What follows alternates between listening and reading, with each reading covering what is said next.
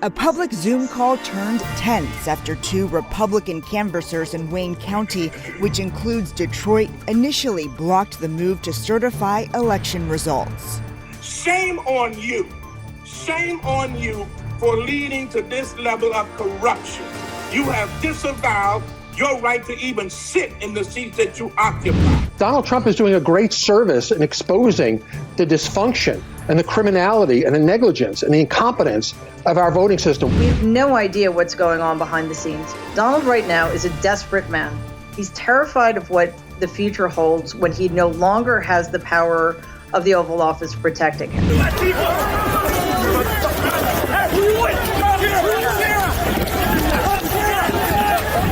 Hi, I'm Sharon Pratt, host of IPPH On Air. IPPH, the Institute of Politics, Policy, and History, housed on the campus of the University of the District of Columbia with the mission of rediscovering the history of Washington, D.C. while drilling down on touchstone issues of the day, issues that have perennially plagued our nation.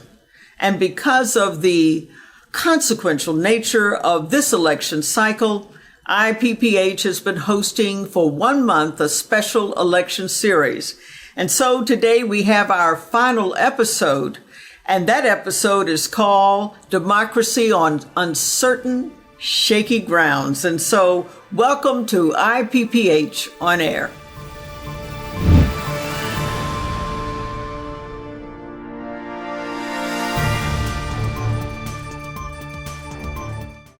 Malcolm Nance, so wonderful to have you with us. Sharon, it's my pleasure to be here. Oh, it's our pleasure. You know, Malcolm Nance is an author. He is a foreign policy analyst and a counterintelligence analyst contributor for MSNBC. I want to begin with your trilogy. You have The Plot to Hack America, which you published and was out weeks before the 2016 election, where you basically could foresaw what happened with the involvement of Putin disrupting the election to the disadvantage of Hillary Clinton, then the plot to destroy democracy, and more recently, the plot to betray America. Now, your trilogy basically suggests that Putin is consumed with destabilizing democracies in Western civilization, and in particular, the United States. Is that a fair characterization? Oh, it's a very fair characterization.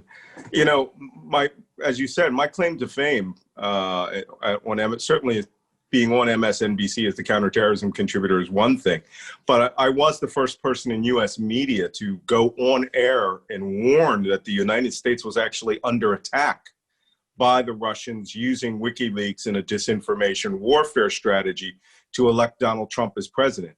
And that was considered a conspiracy theory for almost 4 years. I mean, despite the fact that the CIA had put out an identical report on the exact same day that Plot to Hack America was published, the CIA put out an identical version of Plot to Hack America. In fact, in the later editions, we put the CIA report in there, and you can compare the two. Then, as you said, my next book, Plot to Destroy Democracy, I needed to take it broader and show people that there was a geopolitical strategy being affected by the Russians and by the KGB chief, officer in chief of Russia, Vladimir Putin, that was executing an old Soviet belief, but doing it with modern oligarch money. And that was essentially to bring about the end of Western liberal democracies by using the most nefarious weapon that you can imagine, which is democracy. They would, create political parties, fund political parties in Europe, particularly, certainly now that Russia sees itself as an extremely conservative country. And they found greater kinship with right-wing extremist governments, including those of like Austria, for example. The OFP of Austria was actually founded in 1952 by two Nazi SS officers. And with Putin's help, they became the ruling government of Austria. So Russia has certainly kept their fingers in the pie of what the Soviet Union had started. And Vladimir Putin understood that to make Russia great again, you had to execute the strategy of dismantling liberal democracy around Europe. And so Putin actually was nice enough last year to give a speech in which he came out and said that exact thing, that liberal democracy is a failed ideology in the world. Well, American constitutional republicanism is liberal democracy. I mean, in fact, you could say we were the first nation to actually make it work. And many other nations have followed suit. And the entire Cold War was about the expansion of liberal democracy and free trade around the world, as opposed to authoritarianism and dictatorship. So what we are seeing now is the execution of that strategy by carrying out essentially a co-option of three branches of the American right. And the first was the religious right, was co-opted by the Russians starting in 2010. They actually were holding conferences every year called Protection of Christianity conferences, and saying Christianity should be in a war, a culture war against Islam. And American conservatives ate that up. And every year they go to Russia. And Franklin Graham, his son, is a very good friend of Vladimir Putin and calls him a protector of Christianity. Then there was the Conservative Party, the Republican Party, and the NRA. And they were just met by agents of influence and walls of money. And then finally, Donald Trump himself as an asset of the Russians, who, you know, as we've just recently found out, but actually we recently confirmed, that, you know, the figure for years was that Trump was $440 million in debt to Russian oligarchs. And only recently have they confirmed it's 420 million, but no one's really added up the interest. He may be, in fact, as deep as $1 billion in debt to people who invested in all of these projects in the 2000s. So this using these people to dismantle American democracy from the inside has been relatively successful. 40% to 45% of America will not believe a word they hear unless it comes from Donald Trump's mouth. And he has pretty clearly made it obvious that he is going to be what I would call a constitutional autocrat. Are we at a perilous point regarding preserving our democratic system? Now, there's always been a certain irreverence on the part of Americans regarding governance. I mean, after all, we began with the revolution. You know, shaking off the yoke of the British monarchy. And we've always had that kind of irreverence throughout the history of the country. But now they had one, I think it was Pew Research, where they said 40% of Americans were sympathetic to an autocracy, that with the growing diversity in the country, not just in ethnicity, but in ideology, that a good 40% would be okay with an autocracy. And then, of course, there has been this solid 40% for Trump. It's pretty unnerving, unsettling to think that there could be a popular vote for Biden that results in an electoral vote, if you count the popular vote appropriately, but that still, with the help of Russia, that one could... Let me put it this way, not re-seize power, okay? He could retain power through the destruction of American constitutional republicanism. This is a grave moment, and I do not use that word lightly. I am using it in every sense of the frightening fantasticalness of it. This is a grave moment in American history. Never before has anyone ever truly thought that they would get rid of the system. And again, this is precisely what was being done in Europe, Hungary. They made a big attempt on Italy, Greece, Austria, good pushes towards that in Poland, in Germany, in France, backing the ultra-conservatives. The Russians have been funding these ultra-conservative political groups. When I say ultra-conservative, I mean really fascist political groups who believe that money is the common ideology of these nation states, not democracy or American values. Trump believes in that. And further to your point about 40% of the country feeling that they would have no problem being in an autocracy, there was an interview by a woman on at a Trump rally in January, February of this year, where she said, I never thought I'd want to vote for a dictator, but if we have to have one, it should be Trump. How do we hang on? Where do we go? First, let me give you some confidence about some things. First off, there will be a president of the United States on 12 noon, January 21st, 2021. And if it is not Donald Trump, if he has not won this election in a clean manner that everyone can have confidence in, and the opponent wins, Joe Biden wins, the system will just turn off for Donald Trump. He thinks he cannot say, I'm going to use, Customs and Border Patrol officers. Those are the people he brought into Washington, D.C. The National Guard has now since been removed from him as a tool that he can use. He can declare a state of emergency all he wants, but if people do not believe it, the armed forces will not be involved. They will not be able to say, I've called on the army to start filling American cities. I've nationalized the National Guard. These are unauthorized orders. Those are, well, let me rephrase that. They're not unauthorized. They're illegal orders. And we have been bred in the armed forces. I mean, my family served in the armed forces since the Civil War. We have been bred to believe that all unauthorized or illegal orders must be resisted and not followed. If he says, I am declaring this election a fraud, I'm president of the United States, wait to see what happens. I mean, 2 weeks before he comes, before the inauguration, movers are going to come to his house anyway. The system is not designed for people to retain power. If he decides he's going to engineer state assemblies and just declare himself the winner, okay, well, you know what? That's where you're going to start getting votes of confidence against you, where, 50% of the governor, in the United States or more will say, we're not playing this game.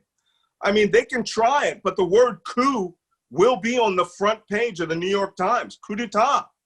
And for the first time in American history, we will have a pure dictator. And I believe that 100 million people will take to the streets. Malcolm Nance, thank you so very much. Your insights are terrific. It is my pleasure to have been here. Don Nakagawa, Executive Vice President of the Berggruen Institute.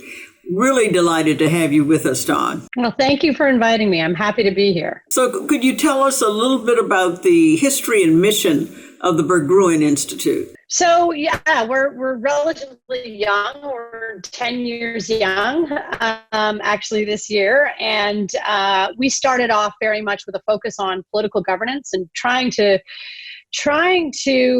increase the fortunes of democracy at a time where we felt its legitimacy was waning. And this was after the aftermath of the financial crisis in 2007, 2008. It was a time when China's authoritarian model of capitalism was doing quite well. The country was growing very quickly, and the fortunes of China and other countries were rising. And we just felt that democracy, because of the waning fortunes of the middle class, was in need of, a boost in its legitimacy. And we felt the way to get there was increasing the capacity of governance to deliver the goods, essentially. And so we were really focused on that for about 5 years, I think, until we started to realize just how much the world was changing around us. And it felt to us that tweaking the system of government we had and the system of democracy, representative democracy that we believed in, was not going to be enough. The transformations that we're undergoing as a human community, largely driven by globalization and technology, are unprecedented. And we feel we're sort of at the beginning of a curve of massive transformation. And what that calls for is a real wholesale institutional reform of our political systems, our economic systems, our social systems. We really have to try to understand this moment of transformation we're going through, to truly see it for what it is, and then develop ideas that allow us to adapt to it. I know you talk about wanting to reform both the political system and, even for that matter, tweaking our capitalist system. I think just so everybody zeroes in on these changes, I know one of which is, let's say, climate change. Could you just sort of highlight the major changes that we're experiencing? The one that we focus the most on is technology and how technology is driving change in our society. I mean, one of the most profound insights that I think we've come up with in a little while is the nature of how society is being affected by networks. Networks are shaped and they run in very different ways than societies do. Societies are vertical, they're hierarchical. Those pyramids rely on small groups of people at the top being in power and a limited number of people at the bottom having access to that power. So that's sort of the way we've managed ourselves in an industrial, analog, capitalist society. But now we've moved into much more networked society in which people self-select into groups based on their interests, based on their values. They join those groups and they almost immediately have a voice in those groups. They don't rely on somebody being a gatekeeper or giving them access. The dynamics of networks are flat. Things run very, very quickly. Power is not defined by having limited number of people having access to large amounts of information, and few people having access to them. It's actually the opposite of that. It's the people who have the most nodes of interaction and the people who have the most interactions with each other that seemingly are the most powerful. Are you saying that, and I'm not wedded to any of it, but you don't have a two-party system, you're saying? You won't have, I'm not sure what the substitute would be. Or would you have something that resembles like an anarchy? I mean, where these sort of militia type groups operate? Where do you think that it takes us? Well, I mean, that's a very good question. And that is exactly what we're trying to figure out. We do know that once you start to understand that people are self-selecting into networks, they're not confined to the societies they were born into, that geography is less and less relevant in defining who we are as people, right? 100 years ago, there were no choices, right? You were born somewhere, you pretty much grew up there. If your dad was a farmer, you were a farmer. If you were a woman, you raised the children. There were no choices. And now we've come to a place where even the body that we're born into does not define whether I am a man or a woman. We have gone to a place where we have almost infinite choice and where the geography of where I'm from isn't actually the bigger part of my identity. My identity is my values, is the community I choose to interact with, and I find those people online. And so I think the point in terms of the implications for a political change is that if geography is less and less relevant to who I am and who we are as people and how we identify, then should our political system still be organized around geography? And if not that, then what are the alternatives that we should be looking at? And I don't have answers to what those alternatives are, but I have an instinct that we're going to be moving away from something that's geography-based into something perhaps that's more values-based. Now, I don't mean that in all different levels. There are, to a certain extent, you're going to live in a city, you're going to live in a community. We have to make decisions together if we're living in the same space, as long as I have a physical body. So politics will, of course, always be partially geographic, but will it also take on a different kind of dimensionality that reflects who we choose to be? Yeah, even the role of social media in politics has changed dramatically. We saw it in the 2008 campaign, really, with Barack Obama, and it played a significant role with Trump. There's little question about it. He was far more effective, frankly, so it would appear, at using, social media. But it's very hard for, having been in government, it's so hard for those systems to adapt so quickly. But let's go to one of the other issues that you really zero in on, at least in terms of what I've read and saw you at the Kellogg Innovative Conference. You were terrific, is the fact that technology's role in eliminating jobs. And the prediction that 47% of the jobs as we know today could be threatened in 20 years. That's really a profound change. Yeah, it is. And it's something that we're definitely concerned about. And I think there are different dimensions of that problem. I mean, one is, yes, definitely the relationship between capital and labor is changing because that capital, in terms of robots, in terms of really smart technologies, can now think and do. And they never get tired, and they learn more and more, and they're way faster than us cognitively, and so on and so forth. So I think there's an inevitability that capital is going to take a larger role in the economy and labor less of a role. Now, where we'll land on that equilibrium, I don't know, because maybe 7% of the jobs we have today will be eliminated.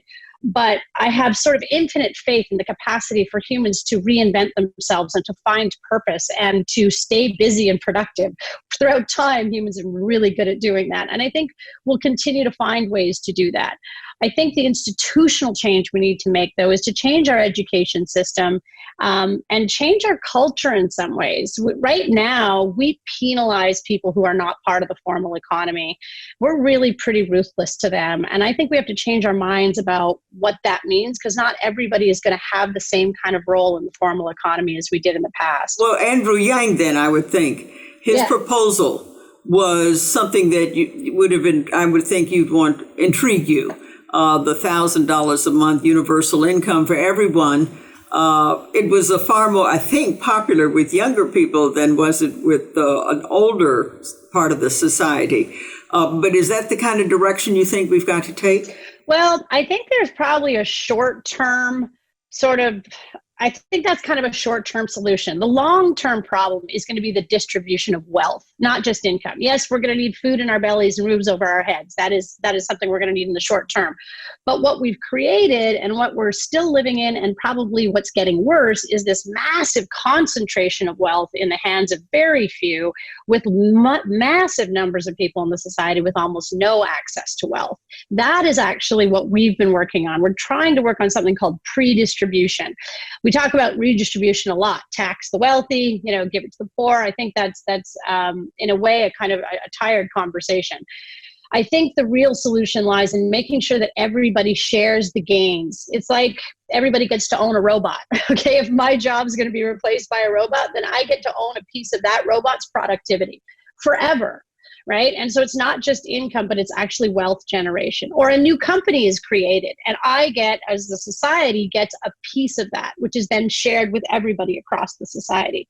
I think there are ways that we really have to address fundamentally, or else this problem is going to persist. And what UBI does, Universal Basic Income does, it actually just creates a caste system. If forever we've got people who are just receiving $1,000 a month, while 50% of the people are actually still engaged in the formal economy, I think our culture is going to adapt in a way to be pretty ruthless to those who are on UBI while other people participate. So we have to, I think, address wealth inequality. So we have some major, issues in our society, and some of them seem to me have reached sort of an inflection point, and it could be because of these undercurrents, one of which is Black Lives Matter. I mean, race has always been an issue in America, but now it seems at an inflection point. Women have been marching since 1913, but that sort of demand for gender parity is also seemingly reaching an inflection point. The less organized, actually, to me, is something around income inequality, though we saw it expressed in the Sanders campaign, Occupy Wall Street. Those, I guess, what you would say are less about those movements, but they are reflective of this just building energy responding to these seismic shifts. Yeah, I think what you've identified there are absolutely they're characteristics of the new system we're living in. There's a reason we can actually watch culture shift in real time. We've never been able to do that before. And why? Because we were organized into very carefully maintained hierarchies and pyramids, right? Where those at the top did control the narrative, and they were able to sustain things and cover things up in a way that is no longer tolerable or sustainable. So if you look at how Me Too just took off overnight and changed the conversation, and mighty men who relied on those pyramids to sustain their terrible bad behavior fell very quickly. We never could have seen that 20 years ago. It just wasn't possible. And so what that is, it's networks basically, permeating society and disrupting it. And the same thing we're seeing with Black Lives Matter. It's, the organization Black Lives Matter probably came about, like 5 or 7 years ago. And they started to get organized and started marching. But suddenly one event, and it just took off like wildfire, and everybody came to the table, and everybody was listening, and everybody was outraged. I just don't think, I think those things are going to continue to happen. Maybe the next one is this, Occupy Wall Street or the inequities in society. I do think you need some cells of organization with a message and an idea in order to carry it when that moment arrives. Like Black Lives Matter was there for us when everybody suddenly, got outraged by this. Right. So you need that. And I'm not sure that exists. I'm just not aware of it. But if it does, perhaps that is the next issue. Or maybe it's climate. Maybe it's young people basically just, tearing down everything we've built because they feel like we've sabotaged their future. Well, I'm going to ask you sort of one last question. All of these new trends are a little disquieting, but exciting at the same time. But one of the things that your institute talks about is in an environment with so much dramatic change, there's such an appetite for the strong man. And therefore, which explains a lot, and not to single him out, but why someone like Donald Trump or Le Pen in France, why these suddenly become very attractive personalities, and because it brings in your mind stability in such a disruptive environment. In times of change, when people are afraid, I think there will always be people who come along and try to take advantage of that fear. And usually the model's pretty predictable, right? They rise up, they say they can make a difference, they can make it work, they can fix the system. They vilify some vulnerable group and blame them for everything that's wrong. It's a pretty predictable narrative. But I think in this world, it may be easier to create your own narrative, but it's definitely impossible to sustain it. And that's why I think that the strong man, historically, it hasn't been a model that was successful for very long. I think it's even harder to sustain in this world where everything is so visible, particularly your failures. And I think people will see through it. I think the chaos will persist, though, and strong men will continue to emerge. Dawn, you have been terrific. Your insights from Berggruen Institute have been wonderful. So we at IPPH On Air, especially with this special election series, are forever in your debt. Thanks so much, Dawn. Well, thank you so much for the opportunity. I look forward to talking to you, too. And now to the state of play with our distinguished co-anchors, Karen Tramontano. Karen was the former Deputy Chief of Staff to President William Jefferson Clinton. She's an international political analyst and co-chair of the Senior Advisory Committee of IPPH. Great to have you with us, Karen. Thank you, Mayor. And we also have the Reverend Mark Thompson. Mark is the host of the podcast Make It Plain. He's a regular on MSNBC and a distinguished member of the IPPH Senior Advisory Committee. Welcome, Mark. Thank you, Mayor. Pleasure to be with you again. So since last we spoke, President-elect Biden, and I call him President-elect Biden, as do most people, has racked up even more victories. Most people think, and even Trump, I think, believes that he has 306 electoral votes. The only question is Georgia, and even I think President Trump believes that ultimately Biden will prevail in Georgia. So what is the problem with the Republican leadership? Why is it that they cannot yet acknowledge that Joe Biden is the president-elect? Karen? So it is stunning.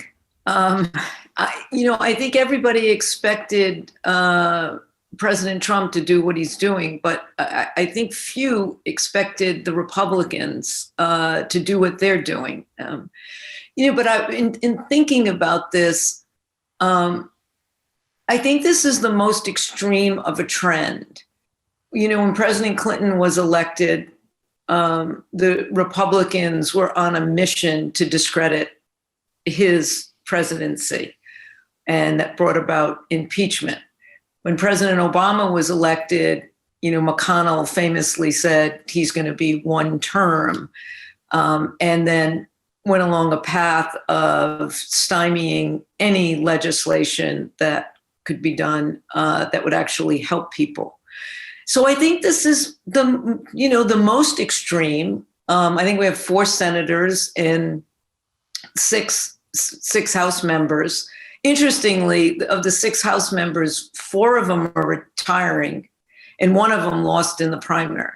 So it's just stunning, and I think now they do want to legitimize for their own purposes President-elect Biden's presidency. And Mark, do you share Karen's view? And what is the hold that Donald Trump has on them, or is it something other than Donald Trump that causes them not to acknowledge? Well, I wholeheartedly agree with Karen. I think, too, though, I'm reminded of those 2 big words. I may have said this before, those 2 big words Dr. King used at the March on Washington, interposition and nullification. And a lot of people didn't know what those words meant, but they sounded good when Dr. King said it coming out of his mouth because they were big words. What Mitch McConnell and the Republicans have done is master that. And Karen has given a chronological history.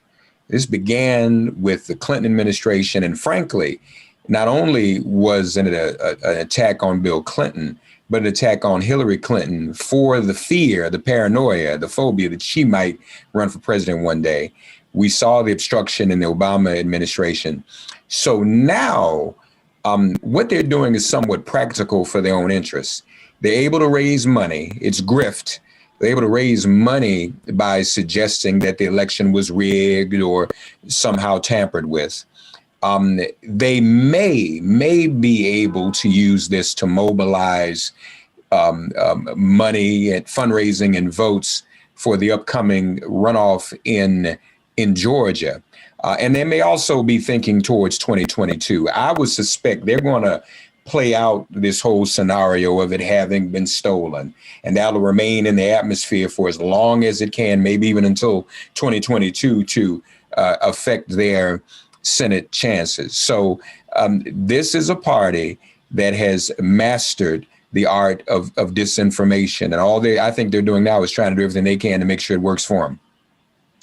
Well, it has to be working for their constituencies, and you have to ask yourself, I mean, is this in any way still the party of Reagan or even the party of Bush?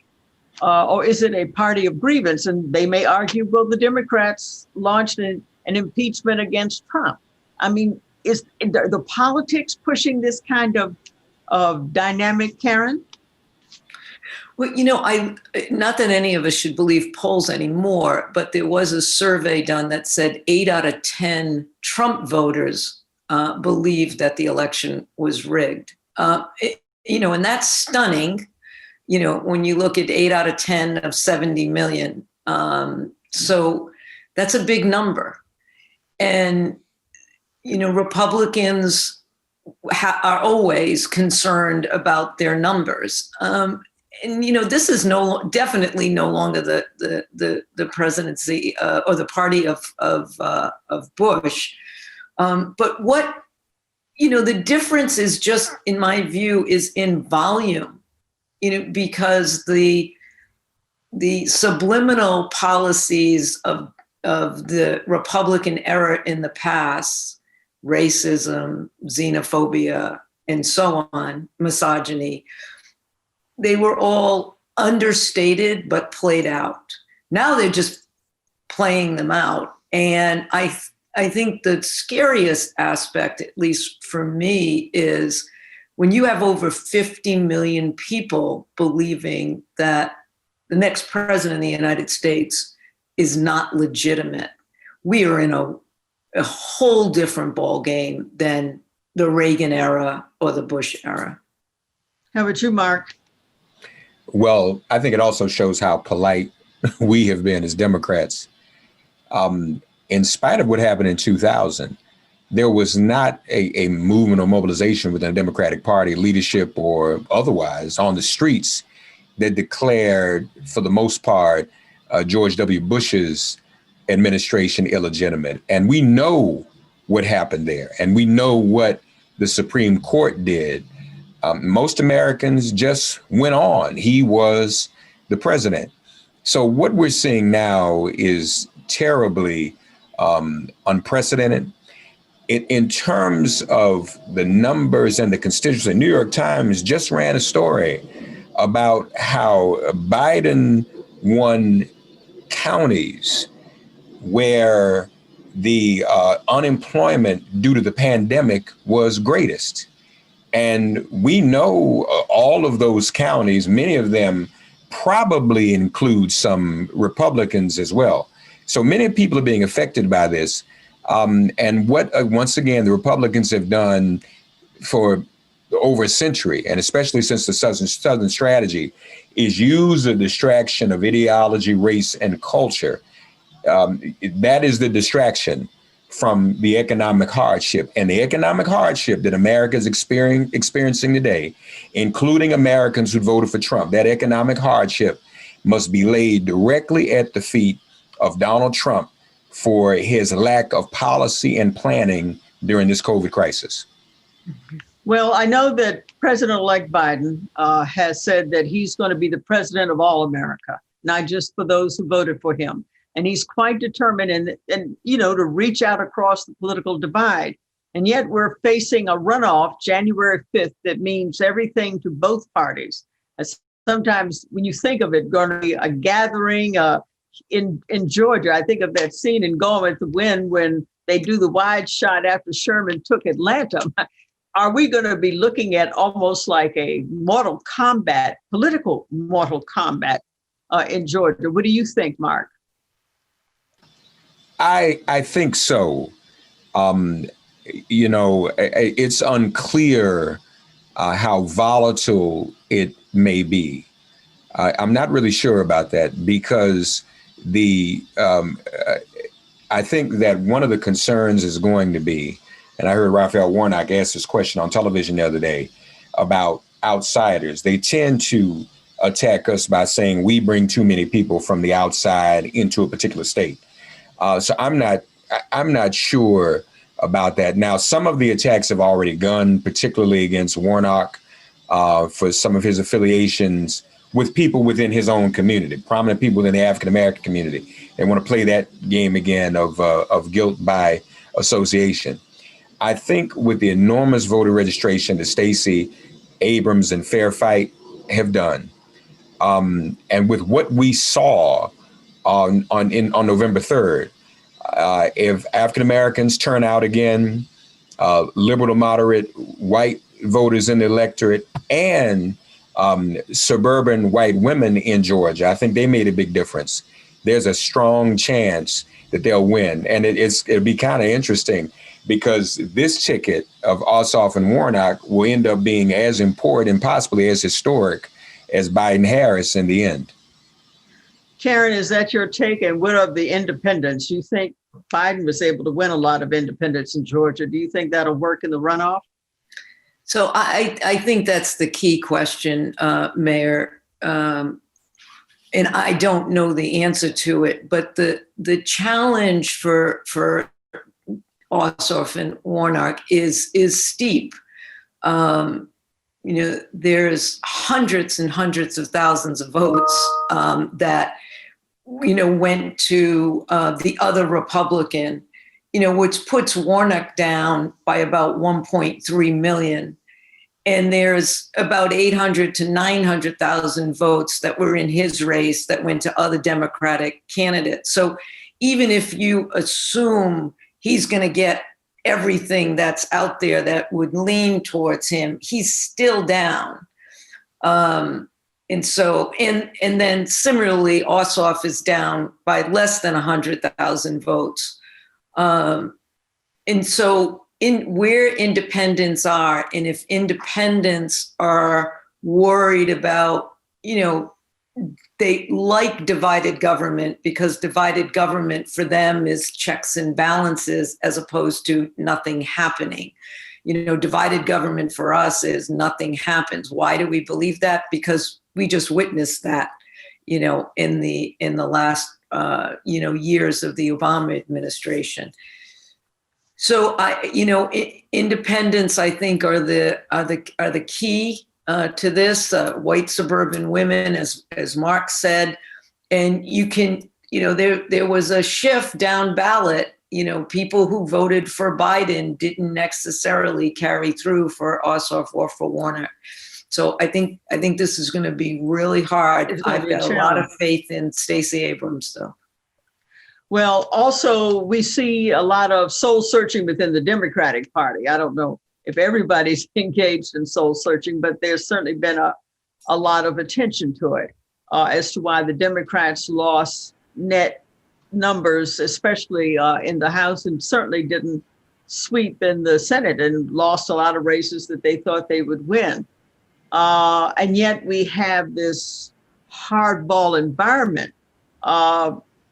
Where do you think the Democrats are going to go? Pelosi said she is taking a page out of McConnell's book in terms of what he did with Obama. Do you think that's what she'll do, Mark? Well, I'm not familiar with that specific statement. I don't know. I mean, she certainly, I don't think, is going to be obstructionist toward the Democratic president.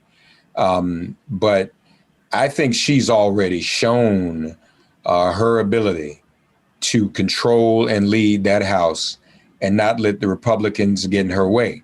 The moderate Democrats, for all that has been said since the election, and I mean moderates in the House, pretty much stayed in line the past 2 years since the Democrats held the House. It wasn't like what we had in the Obama administration. Karen brings up the Obama administration. Back then we had what was known as blue dogs, and they were a problem. The moderate Democrats aren't called blue dogs anymore, but they have not been as problematic. And I think that what we heard after the election, some of the concerns that were raised about terms like socialism and defund harming Democrats in moderate districts, I think people felt a need to say that and vent that. But I predict that the Democratic caucus is going to stay unified. I think that's going to help Nancy Pelosi. She's going to run for re-election. I think she should. If it ain't broke, don't fix it. Eventually, there'll have to be a passing of the baton, but it may be too soon for that. But I think she's one of the strongest leaders the Democratic Party has right now and is the undisputed leader of everything that takes place on the Hill. And so I think that she'll be able to do her job as ably as she has done. The question is procedurally now, and that's why these races in Georgia are important. How much more ability will she have for the House to procedurally get around McConnell in a nuclear situation? Nuclear meaning if Ossoff and Warnock don't both win and the Democrats get the majority, McConnell's already said he's going to block everything that Biden's going to do. What can Nancy Pelosi do to get around that? That's going to be the question. And Karen, really what I'm also asking is, I think it was AOC or Alexandria Ocasio-Cortez suggested that it was time to take the gloves off, that Democrats try too hard to get along, and that that they ought to draw the line in the sand and go after the issues that they really care about. That was really the framework of my question. What do you think? So, I think that's easy to say when you're in a Democratic district that's, a D plus 32, right? You can't lose that district. You're in that district till you die, right? So it's easy to say, take the gloves off. But if you're in a, if you're in a Republican district +3, +4, +5, it's harder to win.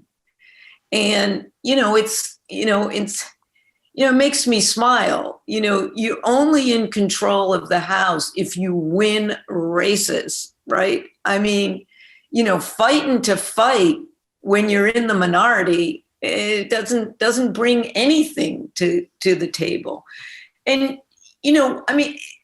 the other way to ask this question, I think everybody focuses on McConnell. The other way to ask this question are, do people like Susan Collins, Murkowski, Romney, Portman, Sass, do they want to be, for the next 6 years or 4 years or 2 years, do they want to be in a Senate where nothing is done? Now, they quickly broke away from McConnell in, acknowledging that you might think this is a big deal, right? Acknowledging that the president-elect is the president-elect. But without Trump in the chair, how long do Republicans who need to get something done for their own constituency hang on to McConnell's coattails? Because it's a very different dynamic. And if Chuck Schumer can't move 2 votes among the Republicans, which I think he can, but if he can't, we're in bigger trouble than whether we're in the minority or the majority. Well, Biden is already reaching out to Susan Collins and others, so he must think that there are some issues where he can achieve that kind of shared consensus with Republicans and Democrats. Karen, can you weigh in on what issues you think where he might find that common consensus? So I think he will definitely find common consensus on healthcare. And I think he will definitely find common consensus on the economy and jobs. Whether you're in Maine or in North Carolina or in Michigan, those are the 2 issues that deserve focus. And I think somebody like Susan Collins wants to get it done. And if you get Susan Collins and a Romney on healthcare, well, Vice President Harris is the deciding vote, right? If you get Murkowski and Collins on jobs in America, then Harris is the point person on that. So I think those are the 2, and I think in national security issues, there's going to be more of a bipartisan consensus. I think we got to stop focusing on McConnell and figure out what our workaround is. No, that sounds interesting. Since we mentioned Harris, Mark, what do you think will be the vice president-elect's portfolio? I think, frankly, and I'm not sure if this will be it, but I'll tell you what it should be. We do know that the Democrats lost a percentage. We don't know the whole number, but there was a percentage of Black men that were led to believe it was in their best interest either not to vote or to vote for Donald Trump. And of course, they were disproportionately targeted for disinformation and what have you. As a former prosecutor, Kamala Harris and Biden administration is going to have to deal with issues that affect African-American men disproportionately. And that does speak to jobs and unemployment, especially in this COVID economy. It also is going to have to speak to criminal justice. And that's going to be in Democrats' best interest 2 years from now, because we've got to be sure that that constituency is fully back in the fold in 2 years and in 4 years, when we would anticipate a Vice President Harris may run for president, presuming that an 82-year-old Joe Biden wouldn't be running for re-election. So I think that has to be the portfolio. She's also had some unfinished business in the Senate. When it comes to healthcare, and I agree with Karen, issues like healthcare and people crossing over, moderate Republicans crossing over, should be no-brainers. But Senator Kamala Harris was beginning to be more outspoken about healthcare with regard to women's health in total, reproductive health, maternal health, all of that. So I can see her also continuing with that portfolio as well. But Karen, can you name one area where she might be a part of her portfolio, because we're going to wrap up pretty quickly? Well, I tend to agree with Mark on the criminal justice portfolio. You know, the Republicans are trying to own that, and we've got some serious baggage there, and we need a reformulation of our narrative on criminal justice, and it would help her to have another platform on criminal justice other than being a former prosecutor. So, you know, if I were advising her, I would tell her to be, aggressively take on that challenge. Well, that sounds good. You two, as usual, have been terrific, great insights and expertise, and we very much appreciate it. And we also appreciate our IPPH on air audience. And if you want to follow us, you can at Facebook and Instagram at Politics, Policy, and History, or Twitter at Politics Policy 1. And you can join us again next Monday at 3 p.m. Yes, State of Play will be back.